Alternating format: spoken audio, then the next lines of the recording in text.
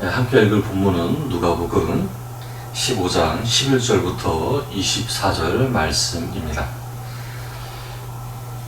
제가 가진 성경책으로는 신약 121쪽에 있습니다. 제가 읽겠습니다. 또 이르시되 어떤 사람에게 두 아들이 있는데 그 둘째가 아버지에게 말하되 아버지여 재산 중에서 내게 돌아올 분깃을 내게 주소서 하는지라. 아버지가 그 살림을 각각 나누어 주었더니 그 후 며칠이 안 되어 둘째 아들이 재물을 다 모아가지고 먼 나라에 가 거기서 허랑방탕하여 그 재산을 낭비하더니 다 없앤 후 그 나라에 크게 흉년이 들어 그가 비로소 궁핍한지라. 가서 그 나라 백성 중 한 사람에게 붙여 사니 그가 그를 둘로 보내어 돼지를 치게 하였는데 그가 돼지 먹는 쥐염 열매로 배를 채우고자 하되 주는 자가 없는지라. 이에 스스로 돌이켜 이르되 내 아버지에게는 양식이 풍족한 품꾼이 얼마나 많은가. 나는 여기서 줄여 죽는구나.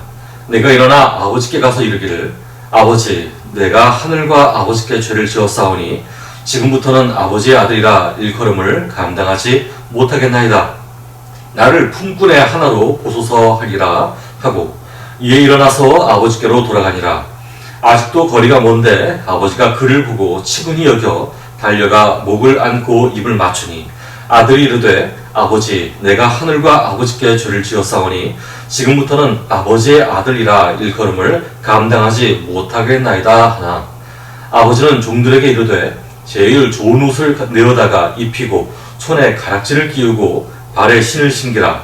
그리고 살찐 송아지를 끌어다가 잡으라. 우리가 먹고 즐기자.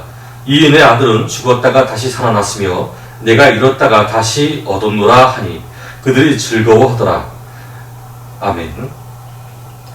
네, 오늘은 누가복음을 바탕으로 하여서 모든 걸 누리고 싶어한 둘째 아들이라는 제목으로 말씀을 전하겠습니다.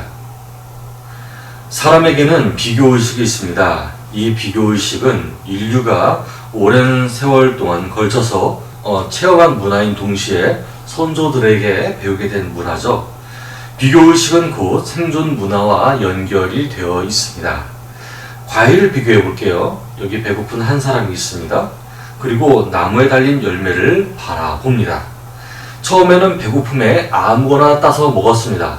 상한 것, 성한 것 가리지 않고 따서 먹었습니다. 그러나 시간이 지나자 상한 과일을 먹었을 때 배가 많이 아팠다는 것을 알게 됩니다.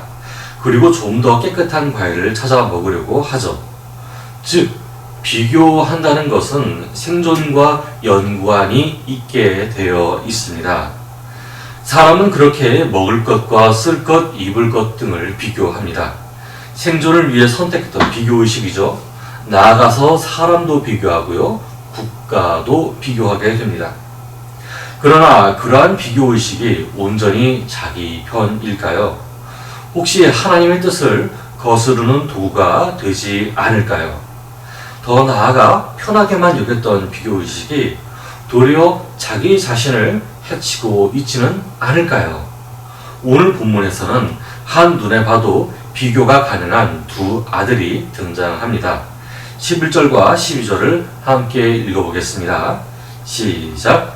또 이르시되 어떤 사람에게 두 아들이 있는데 그 둘째가 아버지에게 말하되 아버지여 재산 중에서 내게 돌아올 분깃을 내게 주소서 하는지라. 아버지가 그 살림을 각각 나누어 주었더니. 아멘. 여기 두 아들이 등장합니다. 이름은 나와 있지 않네요. 그러나 한 명은 첫째이고 다른 한 명은 둘째라는 것을 알 수 있습니다. 어느 가족에서나 흔히 볼 수 있듯이 첫째와 둘째는 성격이 같지 않습니다. 도무지 다른 성격입니다. 심지어 둘 중에는 심각한 말썽꾸러기가 존재하죠. 본문에서는 둘째가 심각한 말썽꾸러기인 것 같습니다. 그런 둘째가 말합니다. 아빠가 죽으면 나한테 오는 유산 있잖아요. 그거 지금 나에게 주세요. 이상합니다. 유산은 부모가 죽었을 때나 물려받는 것입니다. 그런데 자신의 아버지는 현재 멀쩡히 살아 있습니다. 그런데 유산을 지금 달라고 한다는 말은 어찌 보면 굉장히 고약한 말입니다. 그러므로 둘째 아들의 말은 이렇게 해석될 수 있죠. 저는 아버지 인정을 기다리지도 못하겠고 아버지를 존경하지도 않고 사랑하지도 않아요. 아버지와 함께 사는 것 그 자체가 저한테 고역이에요. 그러니까 당장 떠나겠어요. 첫째 아들이 등장하기도 전에 둘째 아들의 등장은 우리에게 이렇게 기억됩니다. 저런 망나니 같으니, 저런 철없는 자식 같으니 하고요. 그리고 그 둘째 아들을 자신과 비교하며 평가를 해버립니다. 나는 저런 사람과 같지 않겠어. 저런 사람을 닮지 않겠어. 라고 말이죠. 자, 그런 둘째 아들이 어떻게 행동을 이어갈까요? 13절을 함께 읽어보겠습니다. 시작. 그 후 며칠이 안 되어 둘째 아들이 재물을 다 모아가지고 먼 나라에 가서 거기서 허랑방탕하여 그 재산을 낭비하더니. 아멘. 둘째 아들은 아버지에게 심히 졸랐던 것 같습니다. 아버지가 이 철없는 아들의 요청을 결국 들어주거든요. 그 재산을 가지고 먼 나라로 떠나버립니다. 고향에 남겨진 가족들을 볼 수 없는 곳으로 영영 떠나버리고 말죠. 남겨진 가족들에 대한 미련도 애정도 모두 다 버린 상태입니다. 그러나 신기한 것은 이 둘째 아들의 행동입니다. 그에게는 꿈이나 야망이 있었을까요? 아버지의 품을 떠나서 어떻게 해보겠다고 하는 야망이 있었을까요? 그것을 이루기 위해서 유산을 상속받았던 것일까요? 애석하게도 이 둘째 아들은 자신이 받은 유산을 어디 은행이나 맡기거나 한 것이 아니었습니다. 심지어 사업을 할 요량도 아니었습니다. 나중에 아버지와 형에게 돌아가서 내가 이렇게 성공하였노라고 얘기할 것도 아니었습니다. 통째로 가져간 다음에 어찌 되느냐? 그저 낭비해버립니다. 자신이 받은 유산이야 어찌 쓰든지 간에 누가 말리겠느냐마는 둘째 아들은 그 재산을 미래를 위해서 생각하지도 않고 그냥 모조리 낭비해버리죠. 즉 생각 없이 썼다는 말입니다. 이제 우리는 두 번째 비교를 하게 됩니다. 야, 저런 망나니 같으니, 저런 망나니가 재산에 대한 경제관념도 없네. 이제 이 망나니의 미래는 어떻게 될까요? 지금까지 쓴 돈들이 있으니까 누군가에게 도움을 받지는 않을까요? 14절부터 15절까지의 말씀을 함께 읽어보겠습니다. 시작. 다 없앤 후 그 나라에 크게 흉년이 들어 그가 비로소 궁핍한지라 가서 그 나라 백성 중 한 사람에게 붙여 사니 그가 그를 둘러보내어 돼지를 치게 하였는데. 아멘. 둘째 아들의 낭비는 도를 넘어선 상태였습니다. 다 없애버린 만큼 써버렸죠. 오늘날로 말하자면 10원짜리 한 개 남김없이 다 써버렸다는 말입니다. 통장의 잔고가 0이 되고 신용불량자가 되어 카드까지 막혀버렸다는 상태로도 표현할 수 있겠습니다. 심지어 자신의 생활터전이었던 그 나라에 크게 흉년이 들어서 어딘가에다가 빌어먹기도 어려운 상태가 되었습니다. 이제 둘째 아들은 누군가가 자비로운 사람이 있지 않으면 도무지 살아갈 수 없는 가난뱅이가 되었습니다. 무엇 때문에 이렇게 됐죠? 둘째 아들이 누군가에게 사기를 당했나요? 둘째 아들이 먼 나라에 가서 열심히 살았는데 사업이 망했던 것인가요? 아니요. 둘째 아들이 한 것이라고는 쾌락을 위하여 재산을 탕진한 것밖에 없었습니다. 이제 자신이 할 수 있는 것을 찾기 시작했습니다. 바로 돼지를 치는 일이었죠. 당시 돼지를 치는 일은 이스라엘인들이라고 한다면은 쉬이 나설 일은 아니었습니다. 돼지는 이스라엘 율법상 부정한 짐승에 속했거든요.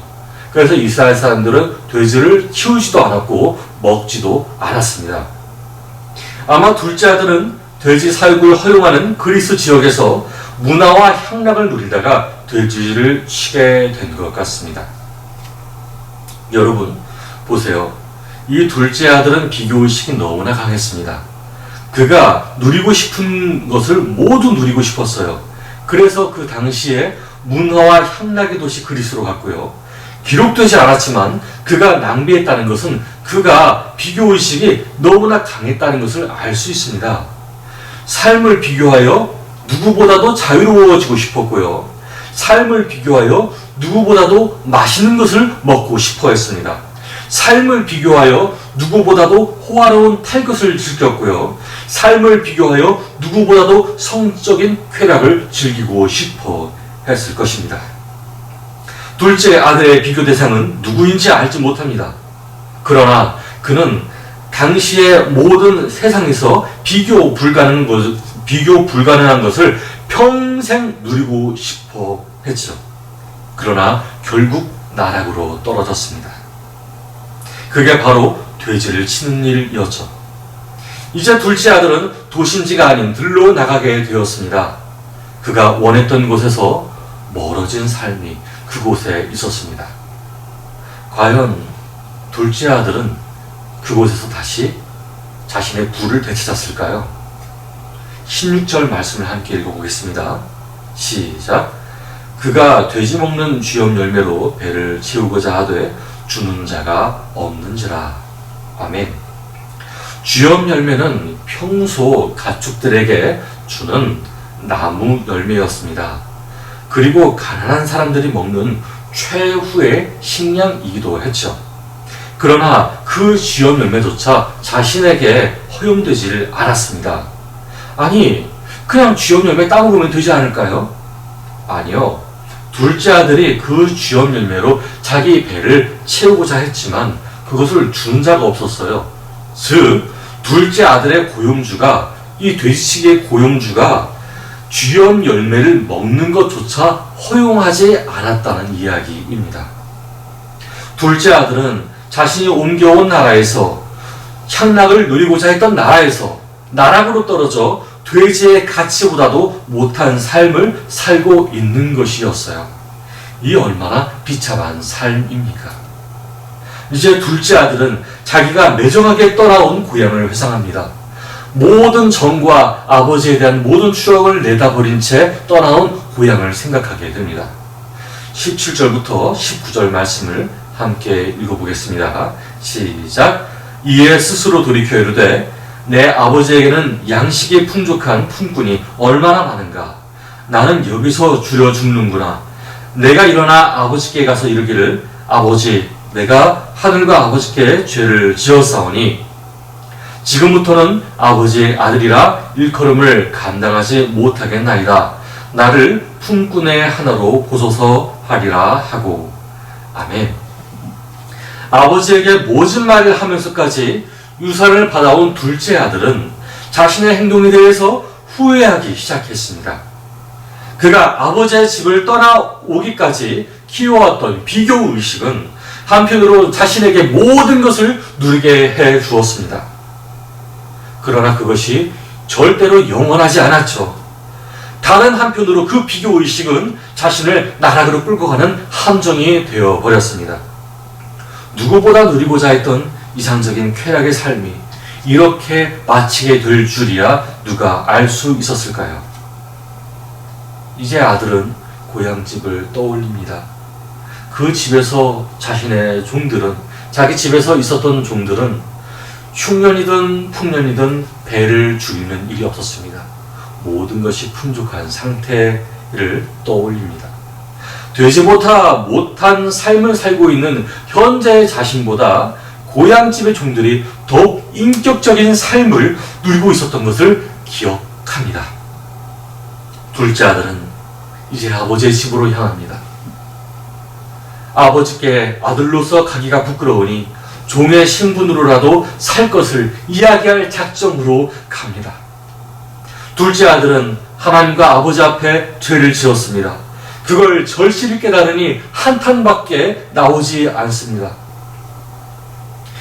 그러나 여러분, 생각해 볼 것이 있습니다. 그리스의 아테네에서 예루살렘까지의 거리는 결코 짧지가 않습니다. 이 거리는 2926km입니다. 어떻게 그렇게 아냐고요? 네, 구글을 검색해 봤습니다. 이 길은 불가리아와 튀르키예를 거쳐가는 길입니다. 친절한 사람을 만나지 않는 이상 무조건 도보로 걸어야 하는 길입니다.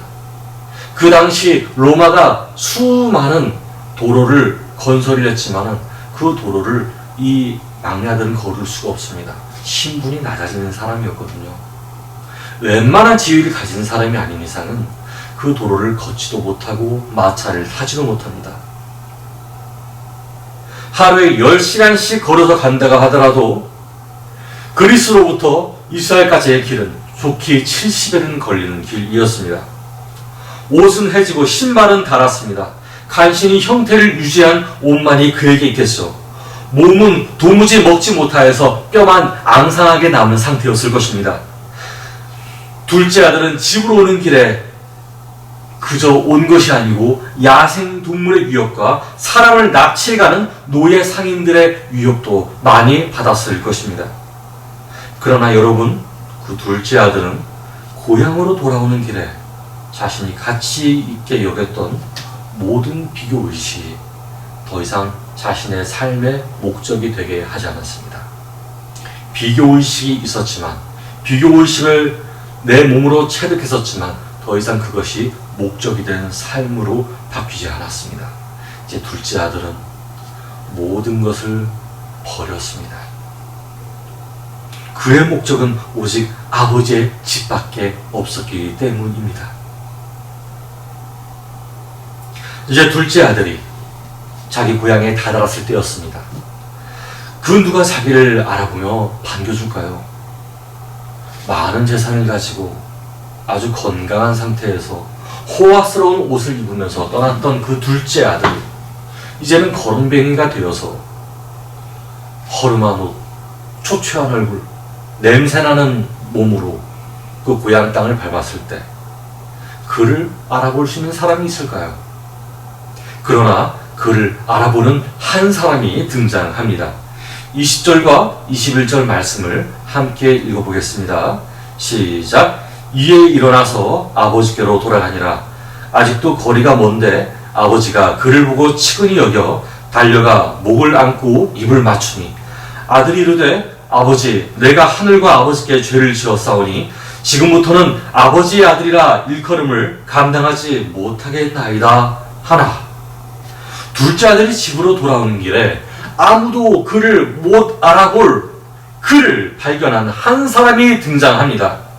이 둘째 아들을 발견한 한 사람이 등장합니다. 그 사람은 바로 자신의 아버지였습니다. 그 아버지가 둘째 아들을 발견하자마자 불이 나게 달려옵니다. 아마 엉엉 울면서 아들아! 소리를 치면서 왔을 것입니다. 그리고 어떻게 했을까요? 소식도 없던 둘째 아들에게 크게 화를 내면서 한 대 쥐어박았을까요? 아니요. 치근히 달려가 목을 안고 입을 맞추었습니다. 즉 아버지가 둘째 아들을 매우 사랑하는 마음이 여전히 변함이 없었다는 것이었죠. 둘째 아들은 자신을 그렇게 반겨주고 사랑하여 주는 아버지에게 너무나 죄송할 따름이었습니다. 둘째 아들은 말합니다. 아빠, 내가 아빠에게 그리고 하나님께 너무 크게 잘못했어요.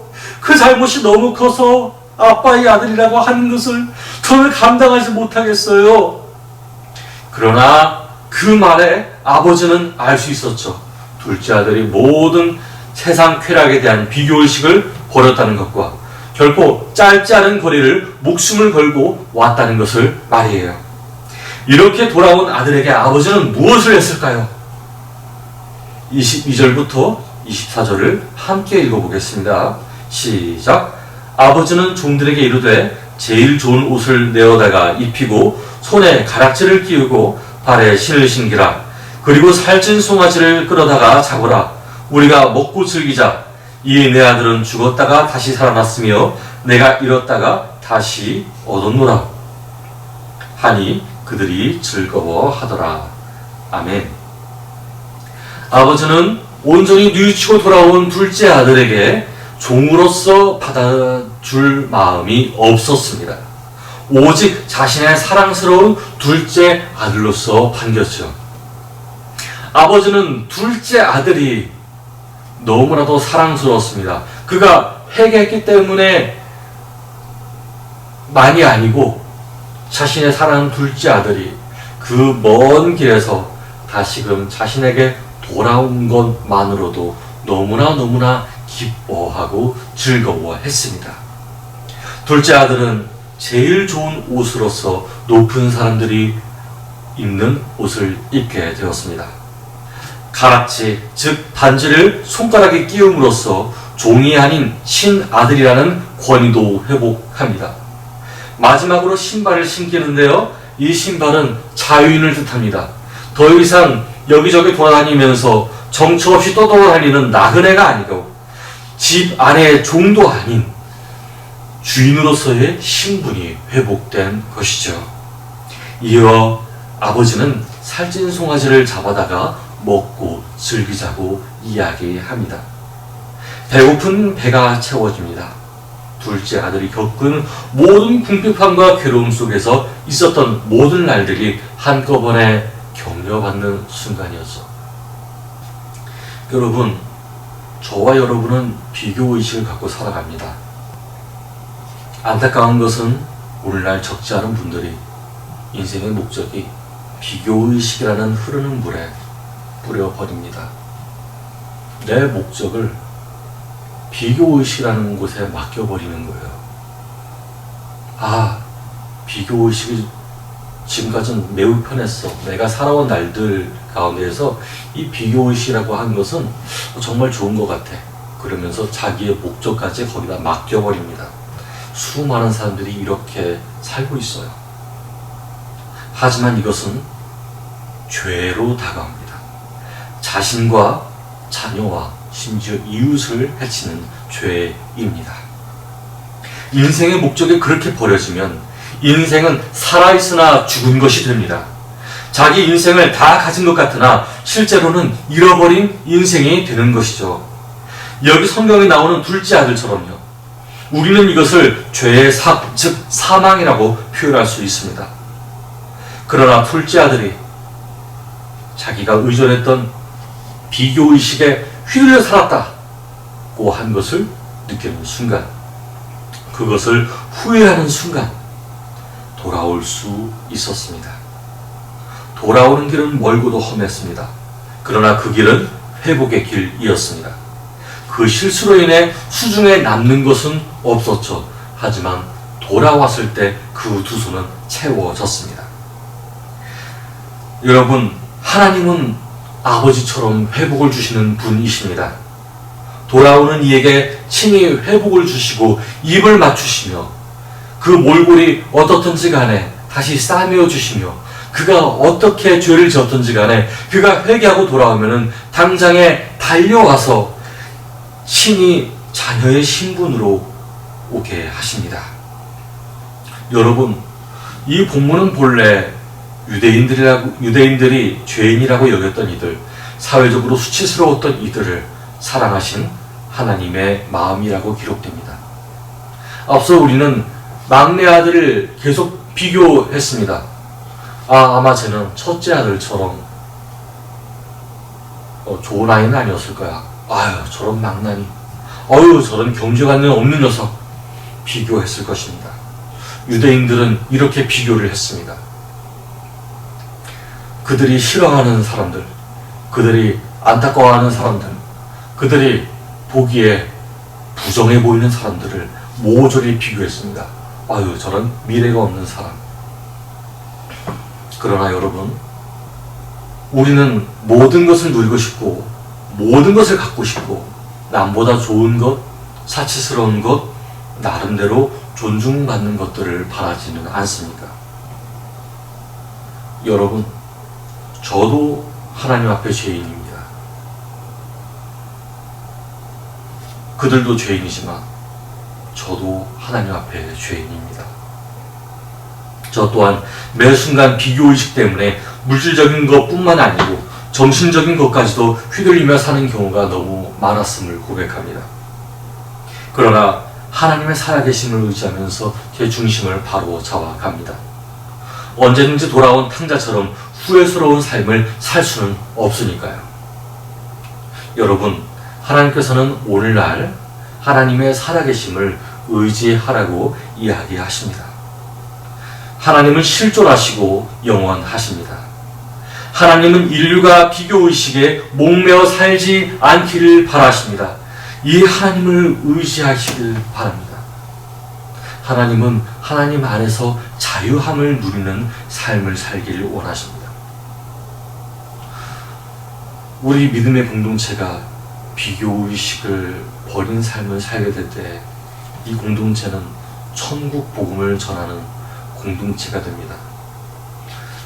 이 공동체야말로 하늘나라를 만들어가는, 또한 오는 사람들이 하늘나라를 이끄는 그런 기분을 느끼게 될 것입니다.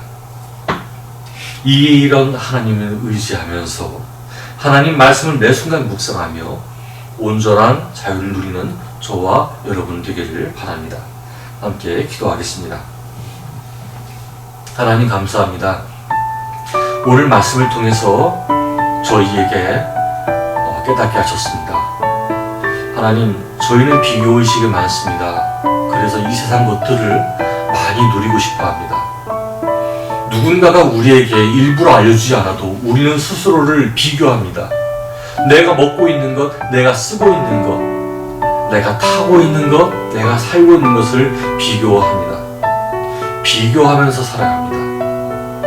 그 비교하면서 사는 삶은 한편으로 우리에게 더 나은 것을 추구하는 목적을 주기도 하지만, 또 한편 이 비교의식은 자신이 무엇을 위해 살아가는지 알지도 못하게 만든 채 그저 비교의식만을 쫓아서 살게 하기도 합니다. 아버지 하나님, 우리의 목적이 이제 비교의식이 되지 않게 하여 주옵소서. 우리의 목적이 하나님 안에 있게 하여 주옵소서. 하나님께서 우리에게 명하신 하나님 사랑, 이웃 사랑을 깨달아 알 수 있게 하시고 그것이 목적이 되는 삶을 살 수 있게 허락하여 주옵소서. 주변의 비교의식 때문에 마음 아파하고 힘들어하는 사람들이 있습니다. 불평불만에 치우쳐서 평안을 이루지 못하고 살아가는 사람들이 있습니다. 하나님, 그들을 불쌍히 여겨 주옵시고 그들 또한 치유하여 주시옵소서. 살아계신 예수 그리스도 이름으로 기도드렸습니다. 아멘.